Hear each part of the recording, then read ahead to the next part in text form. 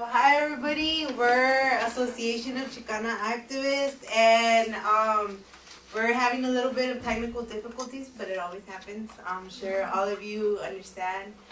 And right now, I guess we can go ahead and get started, just like we always do in our meetings. We know this is not a meeting, but we are gonna want to get to introduce each other so we can know a little bit more of like who's in the room and what's going on. So, and my name is Naya Cruz Tapia, and I am also a member of AChA, and we're gonna go ahead and get started with our presentation. So I'm gonna go ahead and introduce our presenters, and it's gonna be Araceli Guevara, Claudia De Leon, and Ian Alvara. So yeah, they're gonna break it down.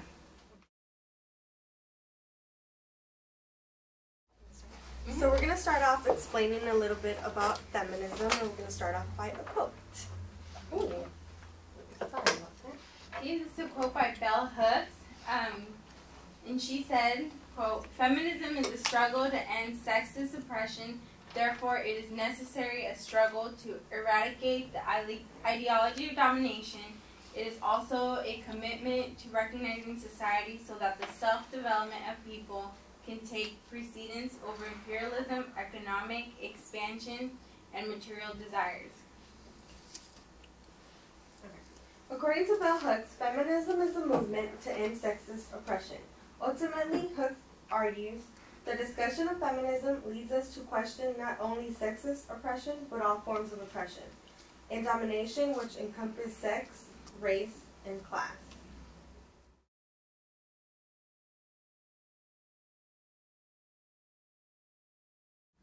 And here is a picture of the border.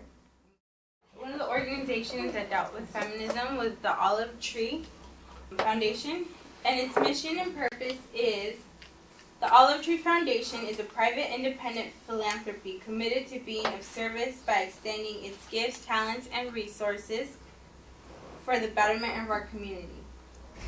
Also, the foundation carries out its mission by making distributions to support organizations with programs to establish, maintain, and make accessible of a diverse population, educational opportunities, improvement in the community's health and quality of life. This includes education, construction, and community. Olive Trees Foundation was founded in July 2003. It's a non-political, non-profit organization. It's a multi-faith community, and it's pro-peace, reconciliation, and opportunity. There's actually 41,000 trees have been planted in Israel, Palestine as of June 2008. And the dream of the organization is to blanket the Holy Land with 1 million food-bearing trees as our way of extending the olive branch of reconciliation to all our cousins in the family of Father of Abraham. The Olive Tree Foundation addresses the needs of women and girls in their community. This is an example of how this feminist movement is based on serving the needs of that particular community as opposed to imposing its own agenda. International Women's Commission for a Just and Sustainable Israeli-Palestine Peace is composed of 20 Palestine, 20 Israeli, and 20 international prominent women. Also, it was declared in 1989 with the path-breaking International Women's Peace Conference in Brussels, Belgium. This conference led to dialogue between Palestinian and Israeli feminists. In 1992, the Second International Israeli-Palestinian Peace Conference was organized by leading feminist women. The UN Security Council passed Resolution 1325 on women, peace, and security. It has provisions that call on all actors involved when negotiating and implementing peace agreements to adopt a gender perspective, including measures that support local women's peace initiatives and that involve women in all of the implementation mechanisms of the peace agreement.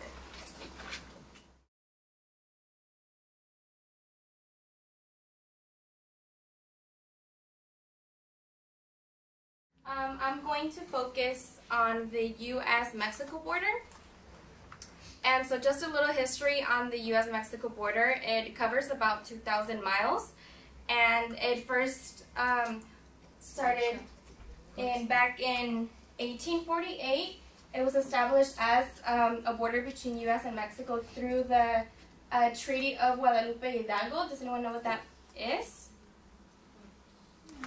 Yeah, do you want to say what that is? It's basically when the United States and Mexico went to war, basically they signed the Treaty of Guadalupe Hidalgo, and it supposedly gave Mexicans that were in Mexico before it became United States the right to live in Mexico and keep their citizenship as Mexicans. But the ironic thing was that they were discriminated and that they didn't have any rights. They were stripped from their property, and I mean, a lot of things happened to them, so it worked against them, not in favor of the Mexicans. Yeah, and so, that's very true. And so it pretty much lost what is now about 6 states, which is California, Arizona, New Mexico, Texas, parts of Colorado, Nevada, and Utah. And also, like she said, there was an article, which is Article 10, that guaranteed those people who were there, Mexicans, full citizenship of the U.S. and rights to their land. And that was promised by the U.S. to Mexico. And later the article was erased, and there was a lot of racist laws passed to discriminate on the people that were there. And so another thing is the population in that border increased in 1910 due to the Mexican Revolution, and that's because a lot of the people that were in the countries that where the revolution was happening, they wanted to escape the danger and the war of the revolution, so they moved up north.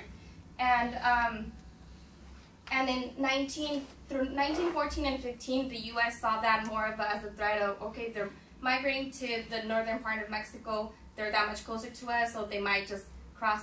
So they started funding more the border patrol, and go ahead.